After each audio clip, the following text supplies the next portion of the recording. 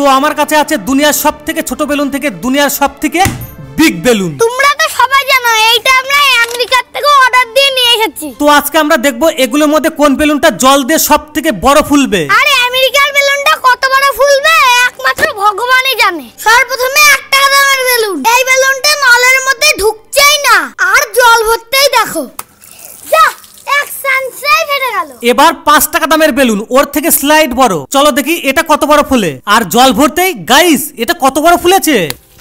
যা এইটা 10 টাকা দামের লাভ বেলুন, মজবুত করে বাঁধতে হবে। ঠিক আছে দেখি এটা কত বড় হয়। এটা ভর্তি হতে তো মনে হচ্ছে দুপুর হয়ে যাবে। ও মাই গড এটা কত বড় হয়েছে।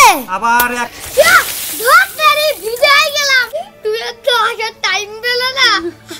ওকে এবার 20 টাকা দামের বেলুন, ওইটার বড় ভাই। উরি বাবা এটা আবার কত বড় হচ্ছে, জল ভরেই যাচ্ছে।